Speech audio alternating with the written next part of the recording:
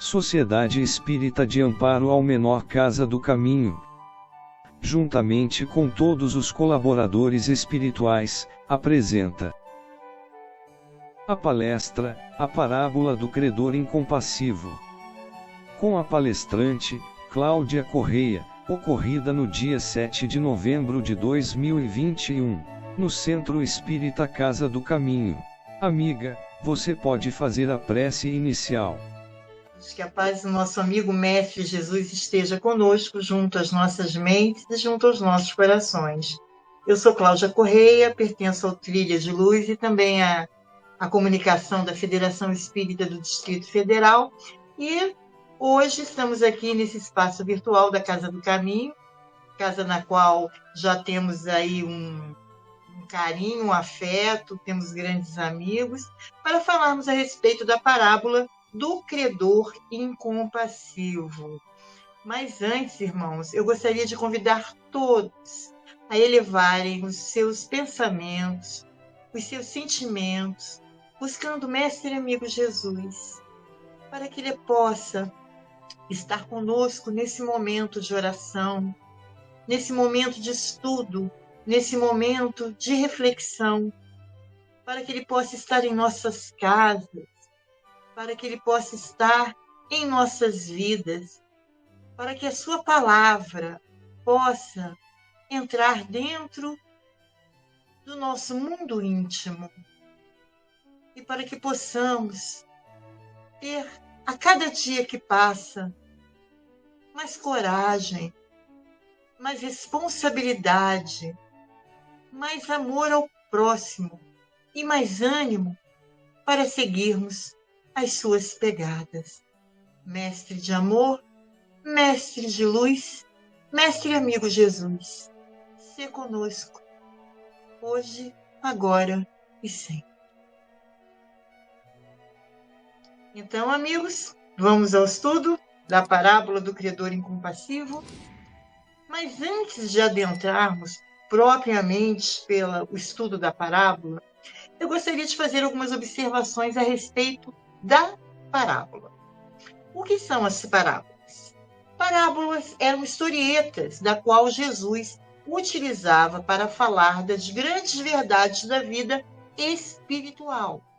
Só que as parábolas, na verdade, hoje, com o nosso olhar, nós vamos entender que as parábolas, elas funcionam e funcionaram como um grande instrumento pedagógico, da qual Jesus se lançou para falar a respeito das grandes verdades da vida espiritual, e muitas vezes complexas, né? Verdades complexas que ele tinha que passar para aqueles homens simples, aqueles galileus, pescadores, aqueles homens simples que seguiam Jesus. Então, Jesus, ele precisava se utilizar de uma ferramenta, ele precisava do ensinamento, né? Ensinar aquelas pessoas simples, mas precisava também que esses ensinamentos eles se perpetuassem para o homem do futuro, né?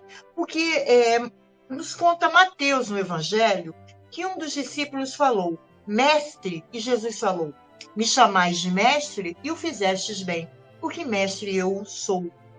Então, Jesus deixa claro ali, nesse momento, que ele se autodenomina mestre, ele deixa claro qual foi a sua missão, há pouco mais de 2000 anos na Terra, e foi trazer a mensagem da Boa Nova. Boa Nova, boa notícia. A boa notícia é que somos todos muito amados por Deus e que a nossa vida é eterna. Estamos nesse processo de evolução espiritual, do átomo ao arcanjo, cada vez mais conscientes, cada vez mais construídos, cada vez mais responsáveis. Essa é uma das verdades que Jesus precisava colocar dentro das parábolas. Para isso, Jesus, como mestre, espírito crístico, ele se utilizou daquilo que a física quântica denomina como elemento quântico. O que é o elemento quântico? O elemento quântico é aquele que vai mudar de acordo com o olhar do observador. É o elemento quântico. Então, as parábolas de Jesus, toda a boa nova mas principalmente nas parábolas, onde ele fala através de analogias, né? Ele utiliza metáforas, a gente vai identificar esse elemento quântico de forma mais visível. Por quê?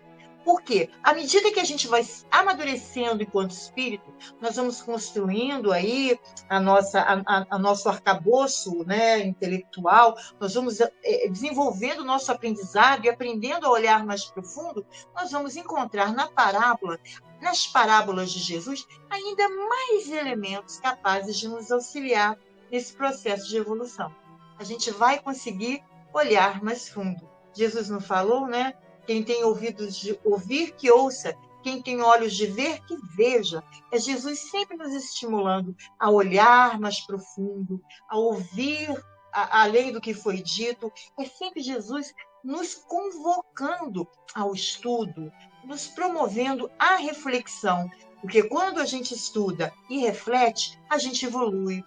A gente vai entender, a gente pode fazer uma analogia com aquela escada de Jacó, né? Que cada reflexão que a gente faz em cima do Evangelho e cada conclusão que a gente consegue tirar de uma parábola é como se fosse uma escada, um degrau dessa escada que nos leva, né, ao seio do Criador. É a gente evoluir. E Jesus é tão extraordinário que até no estudo da sua parábola ou estudo da sua palavra, ele é capaz de nos promover a evolução espiritual.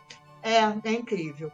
Então, depois que eu falei, né, que eu trouxe essas observações a respeito das parábolas, né, que eram uma metodologia amplamente utilizada na época. Naquela época, todo o ensinamento, né, toda a cultura dos povos, elas eram passadas através de histórias. E Jesus ele não confrontou a tradição daqueles povos e trazia as parábolas, né, que tem esse conteúdo metafísico, né, da qual serviu para aqueles homens simples e serve para a gente hoje. E nos desafia o entendimento. Porque se você conta uma parábola para uma criança, a criança ela entende. Se conta a parábola para um adulto, a gente entende diferente. E assim vai, porque Jesus não falou para aqueles homens ali à beira do lago de Genezaré. Ele falou, sim, para a alma, para o espírito humano, para o homem de todos os tempos, né? Para o homem, o espírito eterno. Então, a gente tem realmente que estar sempre debruçado em cima das parábolas de Jesus Cristo. Então, agora, eu vou pedir licença para ler, que é a parábola do credor incompassivo. Para isso, eu estou utilizando aqui o estudo aprofundado da doutrina espírita, né, que é o EAD, livro 3. Tá? E eu vou ler, gente. Por isso, o reino dos céus pode comparar-se a um certo rei que quis fazer contas com os seus servos. E, começando a fazer contas, foi-lhe apresentado um que lhe devia 10.000 talentos. E não tendo ele como pagar, o seu senhor mandou que ele, sua mulher e seus filhos fossem vendidos, com tudo quanto tinha, para que a dívida lhe fosse paga. Então aquele servo, prostrando-se, o reverenciava. Senhor, seja generoso para comigo e tudo te pagarei. Então o senhor daquele servo, movido de íntima compaixão, soltou-o e perdoou-lhe a dívida. Saindo, porém, aquele servo encontrou um dos seus conservos, que lhe devia 100 dinheiros, e lançando mão dele, sufocava-o, dizendo: paga-me o que me deves. Então, o seu companheiro, prostrando-se aos seus pés, rogava-lhe, dizendo: seja generoso para comigo, e tudo te pagarei. Ele, porém, não quis. Antes foi encerrá-lo na prisão, até que pagasse a dívida. Vendo, pois, os seus conservos o que acontecia, contristaram-se e muito foram declarar ao Senhor tudo o que se passara. Então o Senhor, chamando-o à sua presença, disse: servo malvado, perdoei-te toda aquela dívida porque me suplicastes. Não devias tu igualmente ter compaixão do teu companheiro, como eu também tive misericórdia de ti? Indignado, o seu senhor entregou aos atormentadores até que pagasse tudo o que devia. assim vos fará também meu Pai Celestial. Se do coração não perdoardes, cada um a seu irmão, as suas ofensas. Está em Mateus, capítulo 18, versículo 23 a 35. Então, meus irmãos, essa parábola do credor incompassível é basicamente, ela se refere a alguém que teve uma vultuosa dívida perdoada, mas não foi capaz de perdoar alguém que lhe devia pouca coisa. Então, e que a gente pode tirar da análise dessa parábola, né? Muito rica em elementos, né? Que nos promovem a reflexão, né? A primeira coisa que a gente pode tirar daqui é fazer uma analogia com a gente, com a nossa humanidade. Porque nós podemos entender, né, que, como está escrito ali, como nos afirma Mateus, que o perdão que o Senhor deu, né, a ele, né, na hora que ele pediu, por favor, perdoa a minha dívida. Este perdão, ele, na verdade, ele veio, né, da compaixão. E a compaixão, segundo nos afirma a nossa doutrina espírita, ela é filha da caridade. Então, perdão, compaixão, caridade, são todos elementos que formam um compêndio daquilo que nós chamamos de amor. É o amor, caridade, né?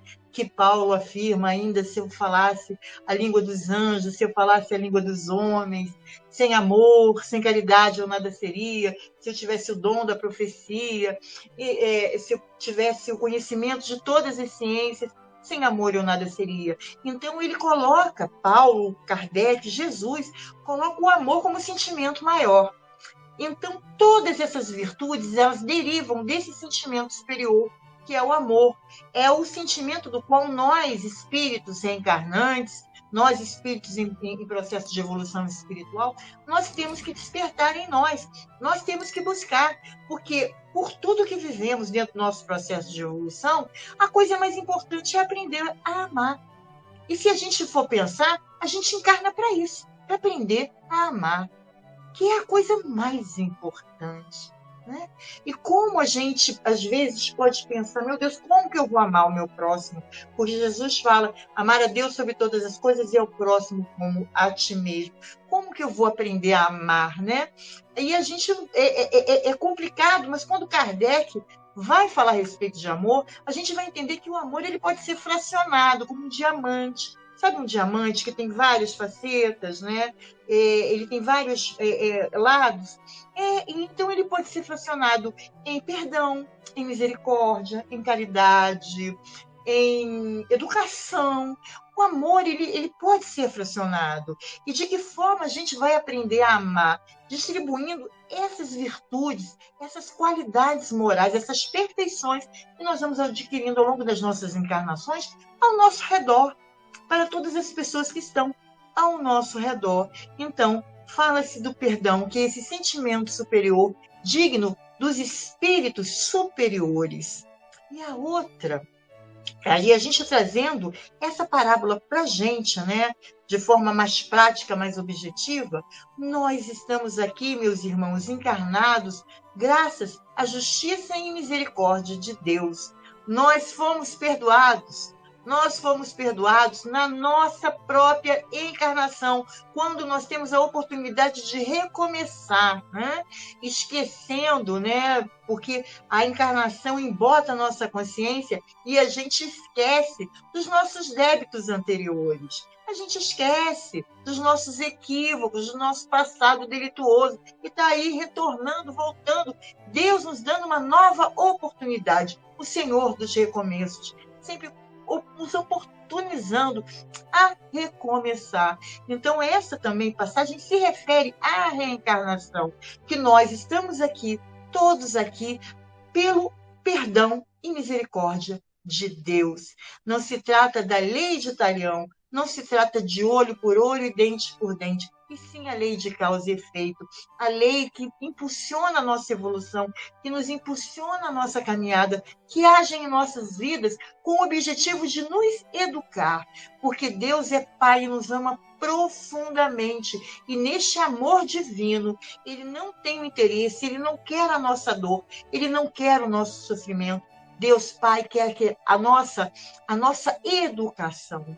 Deus é um Pai educador. Então, tudo que nós vamos vivenciar aqui nessa encarnação, que é um projeto, né, de educação para o Espírito Eterno, né, ela serve para isso, para a gente se autoeducar, para a gente se sensibilizar, para a gente se tornar melhor e, aos poucos, ao longo da nossa trajetória, a gente ir buscando dentro de nós esse amor, que é o amor de Deus, né? Por qual a gente carrega, e esse amor para a gente poder conseguir seguir Jesus quando ele nos fala do seu mandamento maior, que é amar a Deus sobre todas as coisas e ao próximo como a si mesmo. É isso que a gente precisa conquistar, né? Vale muito a pena a gente conhecer todos os itens do livro dos Espíritos, vale, né? Tem gente que abre isso aqui, questão 200 e pouco, eu não tenho a menor ideia, mas o que, na verdade, o que a gente precisa mesmo fortalecer é que o Espiritismo também, ele é um grande projeto de educação.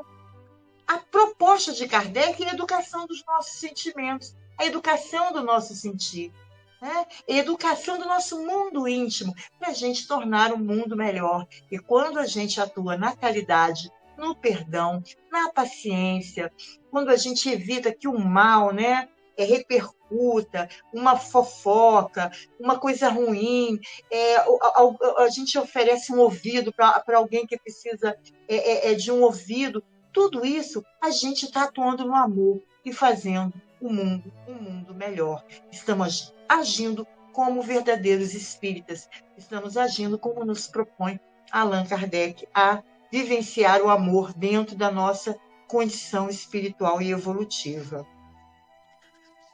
Continuando, né, a respeito da parábola. Já quando aquele que recebeu o perdão de uma grande dívida se mostrou incapaz de perdoar quem lhe devia tão pouco, se mostrou mesquinho, implacável e não foi capaz de repassar o perdão. Então, este irmão, né, que recebeu o perdão de uma vultuosa dívida, foi incapaz de perdoar alguém que lhe devia tão pouco. Demonstra também que muitos de nós, quando encarnamos aqui na Terra, nós não somos capazes de repassar esse perdão. A encarnação, ela já se dá pelo perdão de Deus, né? Ela já se dá pelo perdão de Deus. Mas a gente aqui, às vezes, chega na Terra e assume uma atitude egoísta, uma atitude de que só quer benefícios para a gente mesmo, não olha o nosso próximo, não se importa com o outro, né? Porque ele não se importou, ele recebeu o perdão, mas foi incapaz de repassar. Então, este homem que estava ali, né, sob os eflúvios da lei do amor, né, porque ele recebeu o perdão, e esse perdão que foi o fruto da misericórdia, todos os sentimentos desse compêndio do amor. Aí ele resolve, quando ele encontra com alguém que deve a ele se nega a repassar. Então, ele sai desses eflúvios para cair ali no determinismo da lei de causa e efeito, né? Aí que tanto que ele fala aqui na parábola, né? Agora, né, serás mandado aonde haverá prantos e ranger de dentes. E o pranto e o ranger de dentes é a dor e o sofrimento que a gente vai encontrar, porque é o último mecanismo utilizado pela espiritualidade para promover a nossa educação. Mas quando a gente se coloca contra, quando a gente realmente se vira, né, para os exemplos de Jesus, a gente se vira para os exemplos dados aqui pela nossa doutrina, que os espíritos superiores vêm nos ensinar, quando a gente vira as costas para isso tudo e assume uma postura egoísta, né, a gente não consegue repassar aquilo que nos foi ofertado, a gente não consegue repassar esse perdão, o que acontece com a gente? A gente vai ter que aprender por alguma forma. Aí nos visita a nossa, né, a nossa dor que vem nos educar o espírito, né? E nos colocar diante de nós mesmos, né? Como filhos do Pai, muito amados, mas ainda precisamos, assim, nos encontrar e perceber que precisamos encontrar o caminho, né?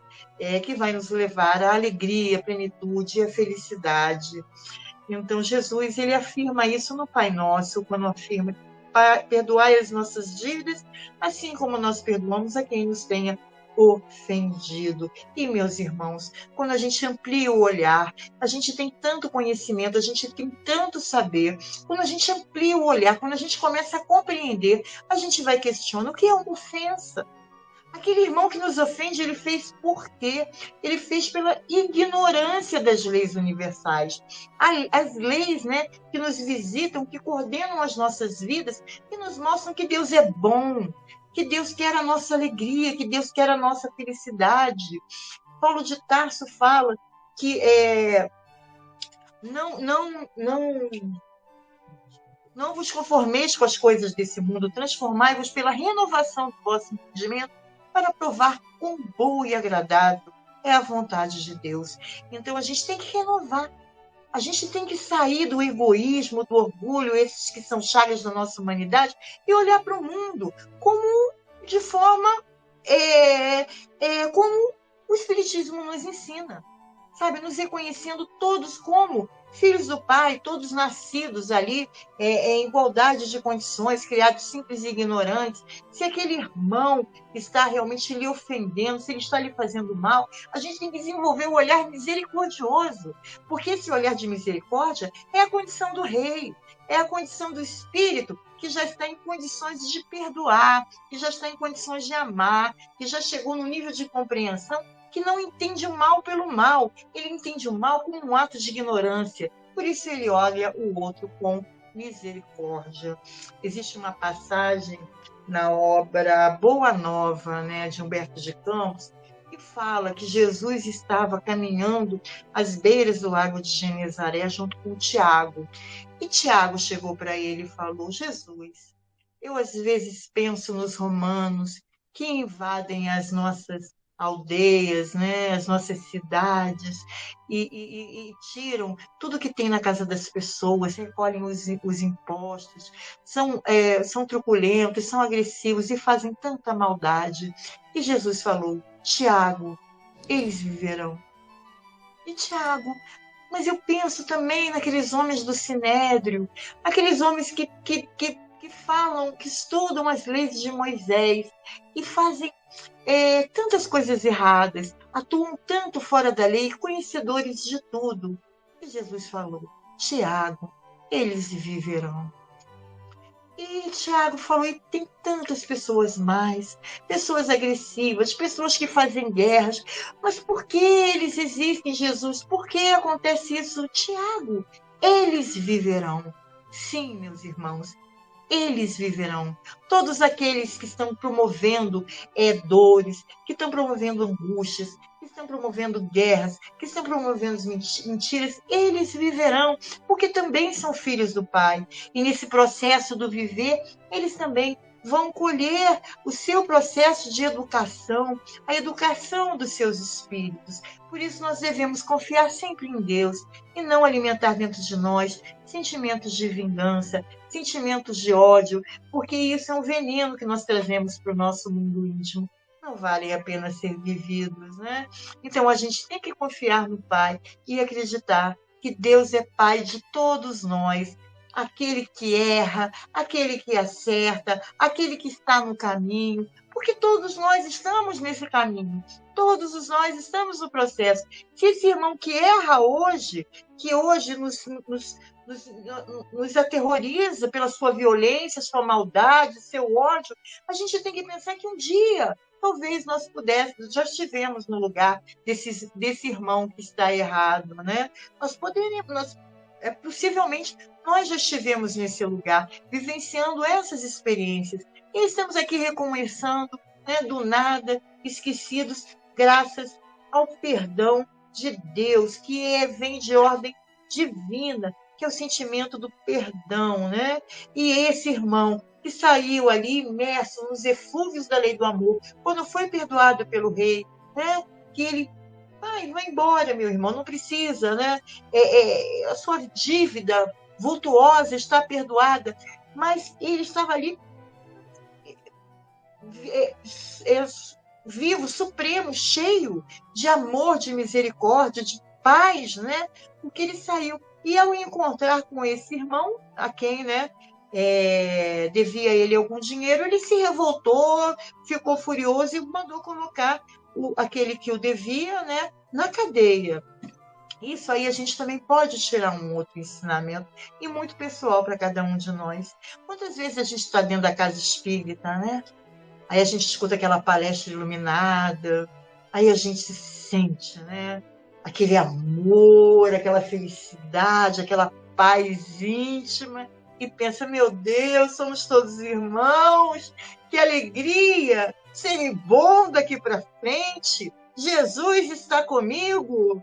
E é 15 minutos, né? Que a gente consegue sustentar, porque quando a gente entra dentro do carro, alguém já dá uma fechada na gente, a gente, mas que coisa terrível. Aí a gente já cai. A gente já cai nas armadilhas, né, do mundo, do planeta. Por isso que Jesus Cristo afirma: orai e vigiai, orai e vigiai, orai e vigiai, sempre nos convocando a orar, para a gente não perder essa conexão, para a gente não baixar a nossa vibração. Não só na casa espírita, muitas vezes a gente vê um filme que nos leva num local de paz, uma palestra, uma boa leitura, isso eleva a nossa vibração. E à medida que nós somos testados por uma coisa mínima, tudo desaba, né? Desaba aquela psicosfera iluminada, aquele sentimento de amor, de alegria, para a gente baixar o nosso padrão. Então, dentro da parábola existem muitas coisas, né? Muitas coisas que a gente pode entender e perceber, né?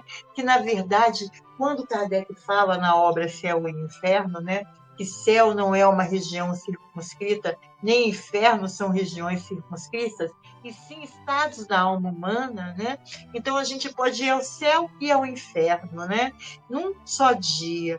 Mas isso se dá porque ainda somos imaturos. Ainda estamos nesse processo de evolução espiritual, mas estamos indo bem. Já conhecemos a doutrina espírita, já reconhecemos o caminho do bem e do amor, já estamos aqui fortalecendo as nossas asas do conhecimento, as asas do amor, já estamos na tentativa. E Kardec fala muito bem que reconhece-se o verdadeiro espírita naquele que busca vencer as suas más inclinações.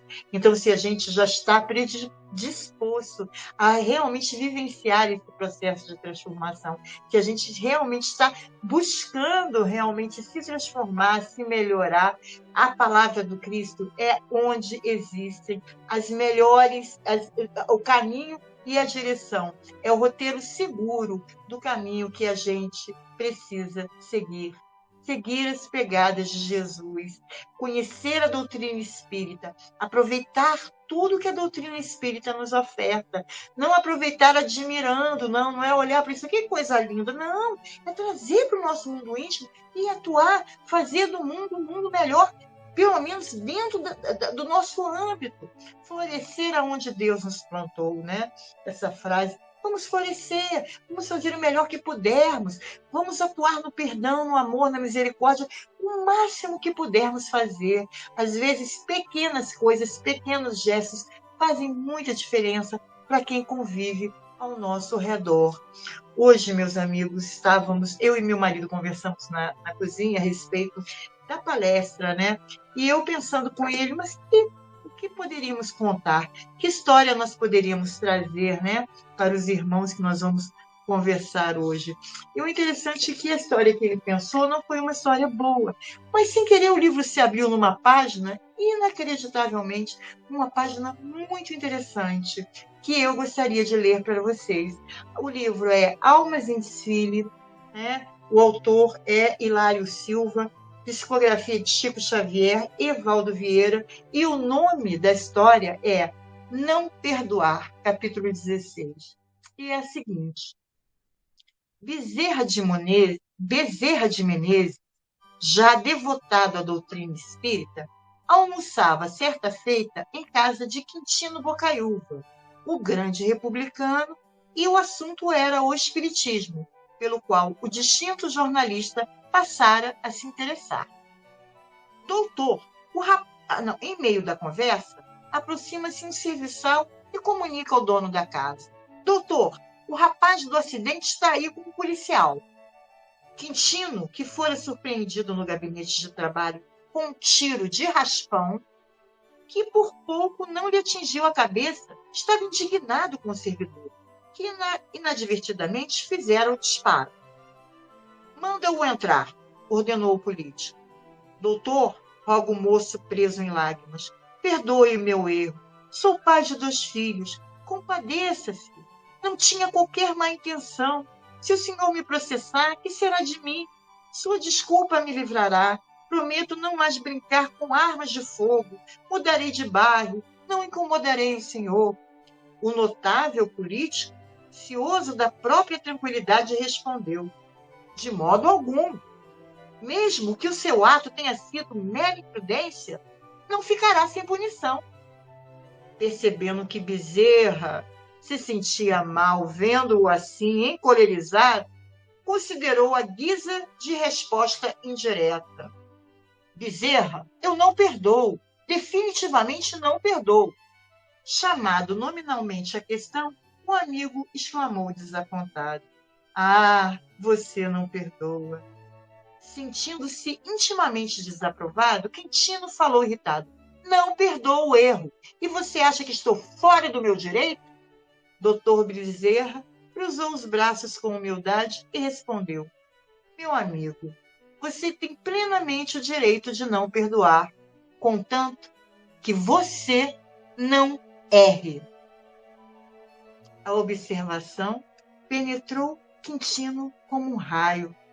O grande político tomou um lenço, enxugou o suor que lhe caía em bagas, tornou a cor natural e, após refletir alguns momentos, disse ao policial: solte o homem, o caso está liquidado. E para o moço, que mostrava profundo agradecimento: volte ao serviço hoje mesmo e ajude na copa. Em seguida, lançou um inteligente olhar para Bezerra e continuou a conversação no ponto em que haviam parado. Eu quero reler novamente a frase de Bezerra. Meu amigo, você tem plenamente o direito de não perdoar, contanto que você não erre. Quem somos nós, meus irmãos? Somos nós capazes de não errar? Porque quem não erra tem o direito de não perdoar.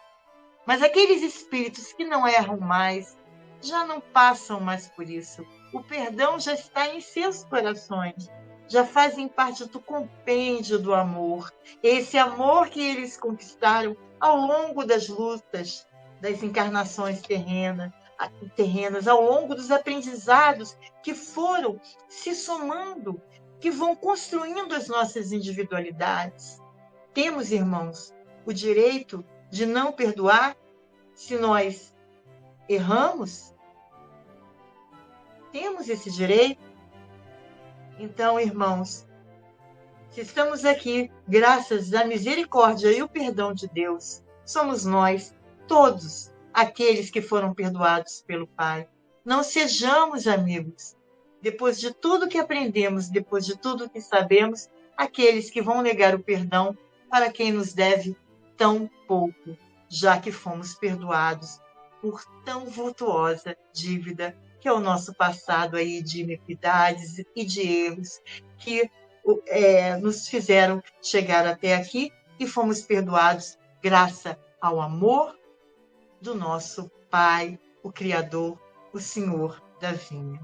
Então, irmãos, que a paz estejam com todos vocês e que possamos, promover reflexões através desse ensinamento de Jesus Cristo, essa parábola, essa historieta, e que venha nos acrescentar muito enquanto espíritas que buscam aí, a cada dia que passa, seguir os caminhos do nosso Mestre Jesus. A paz esteja com todos nós. Obrigada. Agora, um dos participantes fará a oração de encerramento. Agradecer, esses momentos de estudo e de reflexão que tivemos, e vamos fazer então a nossa prece de encerramento, agradecendo a Jesus, nosso mestre, professor da humanidade, agradecermos aos benfeitores espirituais, ao nosso querido Dr. Bezerra, e tantos outros que nos conduzem, nos intuindo para o bem, e vamos guardar na nossa memória espiritual as lições dessa noite, representadas pela parábola do credor incompassivo, para que o perdão seja realmente uma realidade para todos nós. A compaixão, a misericórdia, a tolerância possam ser realmente os valores que norteiam a nossa jornada aqui na Terra. Te agradecemos, portanto, Senhor, pelas bênçãos e pelas luzes recebidas. Pedimos pelos lares de cada um dos nossos irmãos. Pedimos por aqueles que mais sofrem. Pedimos aqueles que passam por necessidades maiores nesse momento de transição do nosso planeta. E temos a certeza, essas bênçãos alcançarão todos os corações. E assim, Senhor, agradecidos, fortalecidos com as lições do Evangelho, é que nós vamos pedir a permissão a Ti, aos benfeitores espirituais que dirigem as atividades da Casa do Caminho, e com a permissão também do nosso irmão dirigente material da nossa reunião, e em nome deles, então, encerrarmos as nossas atividades da noite na Tua santa paz. Que assim seja. E agradecemos por você ter assistido esta palestra. Se você gostou, compartilhe com seus amigos.